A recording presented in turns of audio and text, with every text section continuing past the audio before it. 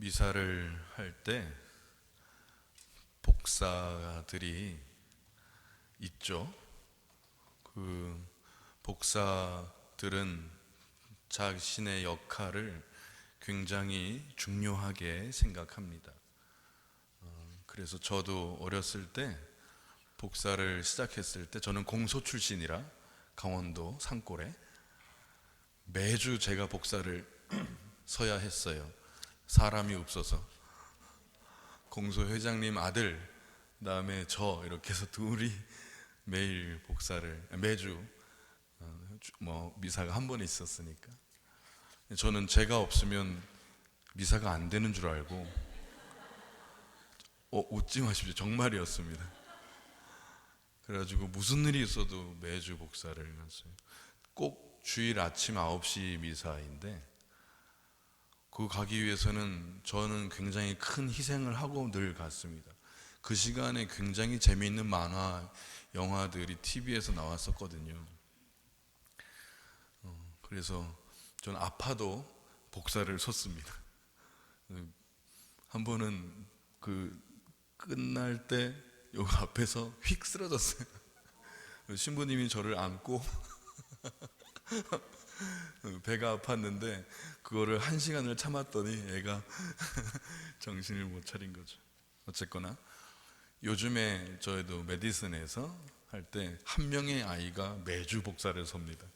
2학년 아이인데 제가 궁금했어요. 제가 강론도 길고 그래서 너는 강론 시간에 뭐하니? 그랬더니 앞에 벽돌이 이렇게 있는데요, 그걸 샌답니다. 그러면 잠이 안 온대요. 길 때는 2번도 샜답니다. 유지비, 보통 유지비가 많이 드시죠? 예, 저도 이렇게 건장하기 때문에 거의 유지비 많이 듭니다. 예, 집세도 내야 하고 전기세도 내야 하고 물 마셔야 되니까 수도, 요즘은 또 인터넷도 모두가 다 있어야 하니까 인터넷 비용도, 자동차도 누구나 가지고 있으니까 여긴 또 자동차가 한 대도 아니죠. 은행 대출이 있으면 또 갚아야 할 것도 있고 아이들 양육비도 많이 들고, 저는 이제 식비가 대부분을 차지하고, 애인이 있는 사람은 데이트 비용도 또 들겠고, 부부들도 마찬가지겠죠. 우리가 유지비가 얼마나 드는가 생각해 보면 굉장히 많이 드는데, 제가 오늘 이야기하고 싶은 것도 유지비입니다. 이 내용을 저는 뉴욕 타임즈의 기사로 소개가 되었었는데, 얼마 전에 2분의 수도자가 산길을 가고 있었다고 합니다. 한 분은 오랫동안 수도 생활을 하신 분이셨고, 또 한 분은 젊은 수도자였다고 합니다. 산에서 만난 계곡에 이렇게 이르렀을 때 건너가야 했었다고 하는데, 그곳에 건너지 못하고 발을 동동 구르고 있는 젊고 아리따운 여인이 서 있었다고 해요. 이때부터 이제 젊은 수도자는 고민에 빠졌습니다. 저 여인을 못 본 채 하고 지나갈 것이냐, 아니면 자비로운 마음을 실천해야 할 때이냐. 저 같았으면 후자였죠. 그런데 이 젊은 수도자는 어떻게 해야 할지를 그 멀리서부터 다가가면서 고민했다고 합니다. 그런데 곁에 있던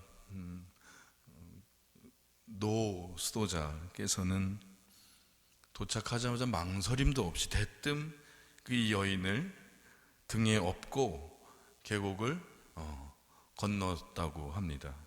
건너편에 내려놓자마자 여인이 그 할아버지 수도자를 이렇게 밀치듯이 밀치고 고맙다는 말도 없이 자기 길로 사라져 버렸다고 합니다. 그리고서 두 분은 계속해서 산길을 걸었답니다.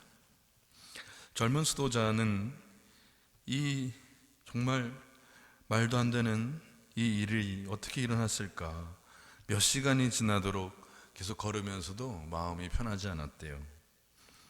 그래서 할아버지 수도자를 향해서 긴 침묵을 깨고 말했답니다. 그 여인이 참 이기적이고 무례하지 않았습니까? 게다가 어찌 수도자인데 수행자로서 여인을 등에 업고 그렇게 아무렇지 않게 그 강을 건널 수 있었습니까? 그랬더니 그분이 그 젊은 분에게 이렇게 얘기했답니다. 나는 벌써 몇 시간 전에 그 여인을 내려놓고 왔는데 자네는 아직도 그 여인을 왜 등에 업고 있나? 우리는 내려놓아야 할 것들을 내려놓지 못하고 짊어지고 있는 덕분에 그만큼의 비용을 늘 지불합니다. 유지비에 포함되는 거예요. 그 비용이라고 하는 것은 분노이고 좌절이고 깊은 원한의 형태이거나 더 안 좋은 것일 수도 있습니다. 우리가 해야 할 질문은 우리는 그 비용을 정말로 계속해서 지불하기를 원하고 있을까? 입니다.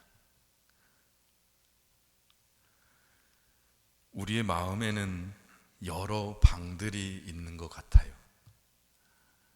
풀지 못한 숙제처럼 켜켜이 쌓여있는 과거의 일들에 대해서 꼭 잠궈놓은 어두운 방도 있고 여러 방이 있는 것 같아요. 지나간 감정의 무거운 짐을 내려놓는 법을 배우는 것이 아주 중요하다는 생각입니다. 그런 방들에는 불을 좀 끄고 더 좋은 것들을 대신 채울 수 있는 방에 불을 켜야 되지 않을까 싶습니다. 여전히 내려놓지 못하는 무거운 짐은 나에게 계속해서 끊임없이 그와 같은 비용을 청구할 겁니다. 매일 그게 날아오는 거예요. 우리의 새로운 시간과 우리의 새로운 에너지는 우리의 삶의 소중한 원천입니다. 그것을 비참함 밖에 주지 못하는 것들에 필요한 비용으로 지불한다는 건 말이 안 될 겁니다. 제가 오늘 여기 계신 분들께 하는 질문은 무엇을 내려놓을까입니다. 여러분은 오늘 그리고 이번 주에 어떤 것들을 내려놓겠습니까? 부부끼리 싸웠다면, 친구끼리, 연인끼리 싸웠다면 등에 업고 있는 그 감정을 발 밑에 내려놓으십시오. 내려놓고 그 감정을 잠시 내려다보면서 느껴보십시오. 그 감정들을 더 이상 등에 업고 다니지 않겠다고, 더 이상은 비용을 지불하지 않겠다고 말이죠. 이 비용들을 지불하느라 썼던 비용으로 더 좋은 일들을 할 수 있을 겁니다. 자신을 위해서 또 가족들을 위해서 좋은 일들을 할 수 있을 겁니다. 숨을 깊게 들이쉴 수도 있을 것이고 새로운 하루를 정말 시작할 수도 있을 것이고 죽은 감정의 무거운 짐을 내려놓고 떠나보낸다면 전날과는 다른 새로운 날을 만들어낼 수도 있을 것 같습니다. 쟁기를 잡고 뒤를 돌아보는 사람은 하느님의 나라에 합당하지 않다. 집회에서는 하느님의 말씀을 이렇게 전합니다.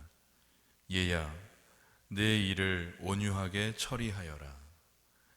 그러면 선물하는 사람보다 네가 더 사랑을 받으리라. 네가 높아질수록 자신을 더욱 낮추어라. 그러면 주님 앞에서 총애를 받으리라. 정녕 주님의 권능은 크시고 겸손한 이들을 통하여 영광을 받으신다. 거만한 자의 재난에는 약이 없으니 약의 잡초가 그 안에 뿌리 내렸기 때문이다. 현명한 마음은 격언을 되새긴다. 주의 깊은 귀는 지혜로운 이가 바라는 것이다. 오늘이 여러분들에게 무거운 짐을 내려놓는 가장 좋은 시간일 겁니다. 그리고 오늘 새로운 날을 맞이하기 위한 좋은 준비가 되기를 바랍니다.